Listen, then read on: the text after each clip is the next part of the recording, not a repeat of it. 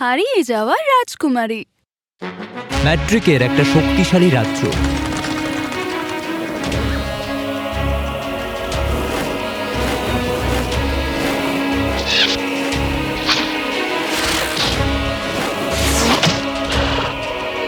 আর এটা কিভাবে করলে মাই? তুমি এখন খুব ভাগ্যবান। রাজকুমারী, তুমি কাউকে এইভাবে কথা বলার অনুমতি দিয়েছো? যদিও ও তোমার কাজিন হয়। আচ্ছা, তুমি তোমার পরিবারের কাউকে আনোনি? অন্তত বন্ধুকে আনতে পারতে। ও তোমাকে হিংসে করে। ও কিন্তু এখানে তোমার জন্য আসেনি, ও সিংহাসনের জন্য এসেছে। তুমি একটু বেশি ভাবছো। রাজকুমারী, এই রাজ্যের কেউ নেই যে আপনাকে রিডিং থেকে হারাতে পারে। ও আমার হাতটা না, আমি নিজেই নিয়ে নিচ্ছি। আচ্ছা, আমরা কি এবার তোমার 18তম জন্মদিন সম্পর্কে আলোচনা করতে পারি? আর মাত্র 5 দিন বাকি। আমি জানি না রাজকুমারী, কিছু কি হয়েছে? মহারাজ, তারা আপনার জন্য কক্ষে অপেক্ষা করছেন।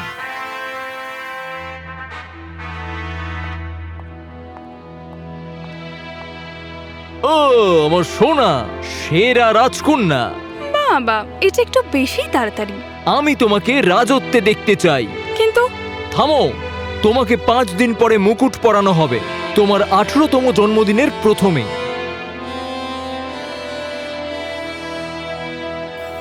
4 দিন অতিবাহিত। হঠাৎ 5ম দিনের সকালে, মহারাজ, রাজকন্যাকে রাজপ্রাসাদে কোথাও পাওয়া যাচ্ছে না। কি? সেই রাজপ্রাসাদেই থাকবে, খোঁজো সব জায়গায়।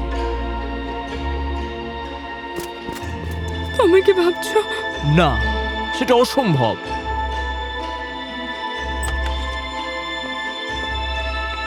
নাই, রাজকুমারীর বিষয়ে কোনো খোঁজ পেলে? এত দায়িত্ববান যে একেবারে হারিয়েই গেছে। Mic, mic. ও আসলে রানী হতেই চায় না, সেই কারণেই পালিয়ে গেল।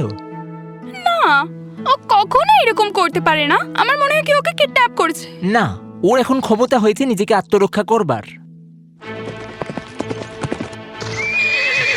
ওই যে, ওই তো ড্রাগন, রাজকুমারীর ঘোড়া। ও একা কেন এলো? ড্রাগন, রাজকন্যা কোথায়?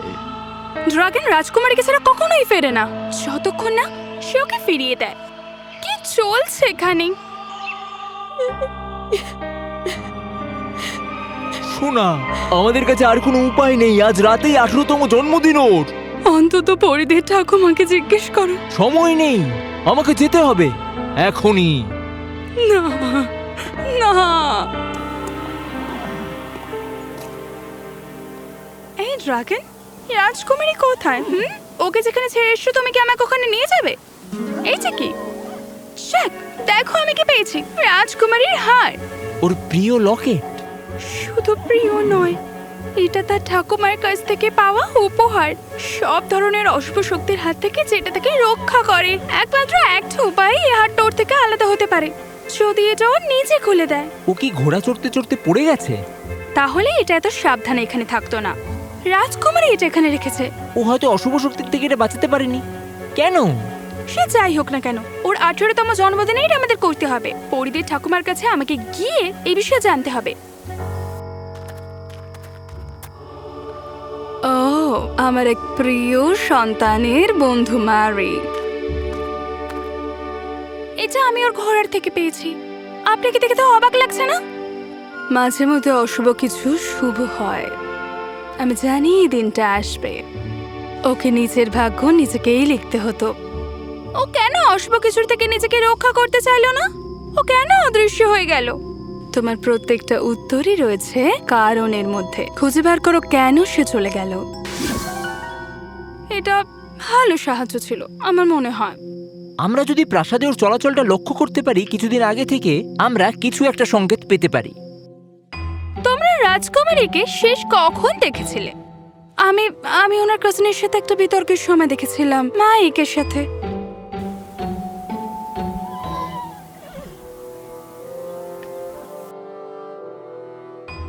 মাইক, তোমার সাথে কি ওর কোনো ঝগড়া হয়েছিল ও চলে যাওয়ার আগের রাতে? আমি তো চেষ্টা করেছিলাম আটকাতে। আমার পথ থেকে সরে যাও। তুমি এখন কোথায় যাচ্ছ এত রাতে? আমাকে আটকানোর কোনো অধিকার তোমার নেই। তুমি যদি যাও আমি মহারাজকে সব বলবো। যাও, নিজের ঘরে যাও। তুমি বুঝতে পারছো না। আমি বলছি। এবং ও চলে গেছে। আমি ওকে বাঁচানোর চেষ্টাই করেছি। আমরা তোমাকে কি করে বিশ্বাস করি? আমি ওকে বিশ্বাস করি। মাইক, তুমি এখন আসতে পারো। মহামান্য, আপনি কি জানেন রাজকুমারীর সাথে আসলে কি হয়েছে?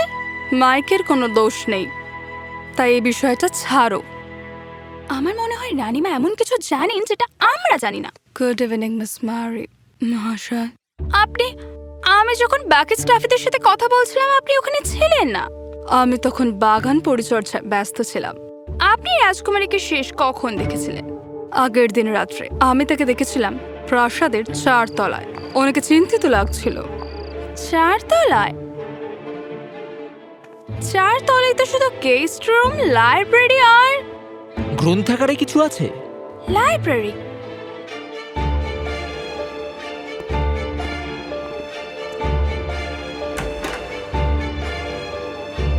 হে ভগবান, আমরা এদিকে তাকালেই জায়গাটা এরকম লাগছে কেন? আমার মনে হয় না সে চলে গেছে সেই রূপকথার গল্প পড়ে, অথবা সেই গল্পের কোনো যোদ্ধা হয়ে কোনো মহাযুদ্ধ লড়তে গেছে। Legendary battle? অবশ্যই। আমার বাবা আমাকে বলেছিল প্রায় 30 বছরেরও বেশি আগে এই রাজ্যটা লেজেন্ডারি ব্যাটলের সম্মুখীন হয়েছিল। আমরা প্রায় হেরেই বসেছিলাম। রাজকুমারীর অনুপস্থিতির সাথে এর কি সম্পর্ক? আর যদি সেই যুদ্ধগুলো সত্যি কিংবদন্তি হতো তাহলে আমরা এগুলো সম্পর্কে আরো জানতে পারতাম। তুমি মন্ত্রীর মেয়ে, আমি মন্ত্রীর ছেলে, আমরা তো জানি না। সত্যি, কেন এই যুদ্ধটাকে এত গোপন করে রাখা হয়েছে? এই সব বইতে আমাদের রাজ্যের সম্পর্কে ইতিহাস আছে। আমরা কোথা থেকে শুরু করব? বর্তমান রাজার সূচনা থেকে শুরু করো, কারণ 30 বছর আগের যুদ্ধ এটা, মনে আছে? এই নাও। সবকিছু হেরে গেছি। শত্রুরা রাজ্যের সীমানায় দাঁড়িয়েছিল। রাজা বেপরোয়া হয়ে গিয়েছিল। সৈন্য দলের আরো সাহায্যের প্রয়োজন ছিল, যেটা প্রতিবেশী রাজ্য দিতে পারত। মাননীয় মহারানীকে নিয়ে এই জায়গা ছেড়ে দিন। আমি একদমই যাব না আমার রাজ্য ছেড়ে। যদি আপনাকে হারাই তাহলে সবকিছু হারাবো মহারাজ। গুপ্ত পথ ধরে চলে যান, আপনার বন্ধু গোয়েন্ডেলের কাছে চলে যান, সে আপনাকে সাহায্য করবেই। চলে যান মহারাজ, চলে যান এক্ষুনি। রাজা গোপন সুড়ঙ্গ দিয়ে চলে গেল। জঙ্গলের মাঝে তারা এক ঝড়ের সম্মুখীন হল।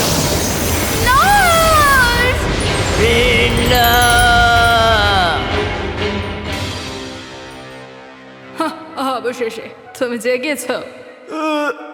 তুমি কি? ডাইলি যে তোমাদের জন্য ঝড় সৃষ্টি করেছিল। আমার প্রজারা, আমার রাজত্ব। যুদ্ধ এখনো চলছে, কিন্তু তোমার হাতে আর সময় নেই। এখন তুমি ঠিক করো, আমি কি আরো ঝড়ের সৃষ্টি করব? আমি কি তোমার শত্রুদের জন্য ঝড় সৃষ্টি করব যাতে তোমার রাজ্য জিতে যায়, নাকি তোমার রাজ্যে ঝড় পাঠাবো যাতে তোমার রাজ্য সম্পূর্ণ ধ্বংস হয়ে যায়? ওহ, কেন? ঘড়ির কাঁটা ঘুরছে, এখন আমি কি করব বলো? তুমি কি চাও? বুদ্ধিমতী, যদি তোমার রাজ্য ফিরে পেতে চাও তাহলে আমার দুটো জিনিস চাই। প্রথমত, তোমরা মানো যে আমি তোমাদের সাহায্য করেছি যাতে তোমার প্রজারা আমাকে মান্য করে।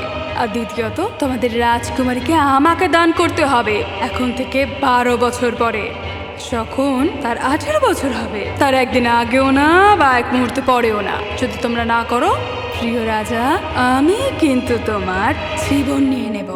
কেন? কারণ আমার আরো শক্তির জন্য রাজকীয় আত্মা প্রয়োজন।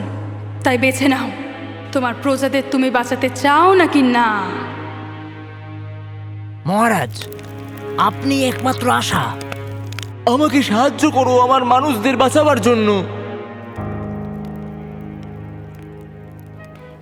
ডাইনিটা ম্যাড্রিকের শত্রুদের কাছে এত শক্তিশালী ঝড় পাঠিয়েছিল যে শত্রুপক্ষ শেষ হয়ে যায় এবং এই রাজ্য আবার নতুন করে গড়ে ওঠে। তার মানে এই কারণে রাজকুমারী উধাও হয়েছে। সে ডাইনির কাছে গেছে রাজাকে বাঁচাতে। রাজকন্যাও সেই একই গুপ্ত পথ ধরে চলে গেছে। সেই লকেট নিয়ে যেতে চায়নি কারণ সে নিজে আত্মত্যাগ করতে চায়, যাতে কেউ তাকে সাহায্য না করে। কারণ রাজকুমারী যদি সুরক্ষিত থাকে তাহলে তার বাবার মৃত্যু হবে। এইটা কি মারি, তুমি যদি এত দূর এগিয়ে আসো তাহলে আর এগিয়েও না, কারণ আমি আমার বাবাকে বাঁচাবই। তার অনেক বছর আগে দেওয়া কথা অনুযায়ী আমার মা বাবা আমাকে বাঁচাতে নিজেদের সর্বস্ব দিয়েছেন, আর এখন আমার কর্তব্য, তাই আমার পথে বাধা হইও না। ভালোবাসা তোমার প্রিয় বন্ধুর থেকে। যেন আমি ওর কথা শুনবো। আমি তোমার সাথে যাব, ড্রাগন আমাদের নিয়ে যাবে।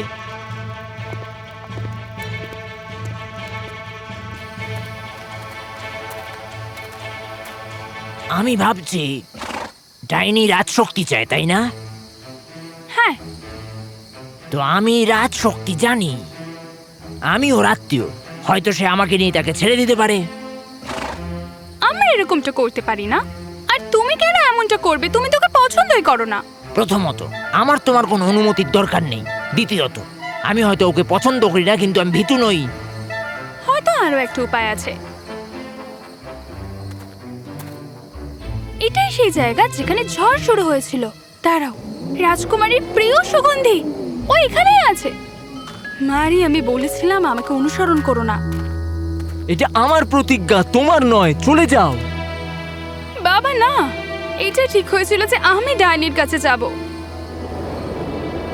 অবশেষে তোমার মেয়ে চলে গেলে তোমাকে আমি বন্দি করব এবং আমি রাজা হব। মাইক, ছেড়ে দাও।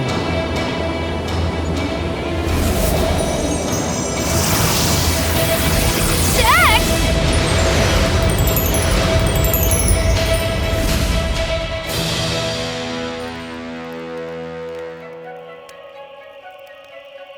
আমি অবাক হয়ে যাচ্ছি যে রাজা তোমাকে পাঠিয়েছে রাজকুমারী।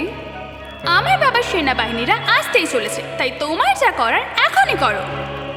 তোমার বাবার সেনাবাহিনী আমার কিচ্ছু করতে পারবে না। আমি এই মুহূর্তের জন্য 30 বছর ধরে অপেক্ষা করছি। সেদিন তোমার বাবাকে আমার নিয়ে নেওয়া উচিত ছিল, কিন্তু আমার নিয়ম তো 30 বছর অপেক্ষার, তাই না? যদি আমি এই শতাব্দীতে রাজকীয় আত্মা পাই, তাহলেই আমি উইজার্ড কিং ক্যালাবাসের পুরনো সিংহাসন পাবো, যেটা আমাকে পৃথিবীর সর্বশ্রেষ্ঠ সর্বশক্তিমান করে তুলবে। সর্বশ্রেষ্ঠ ডাইনি হব আমি। আসো আসো, আমি তোমার আত্মা চাই। এসো, আসো রাজকুমারী।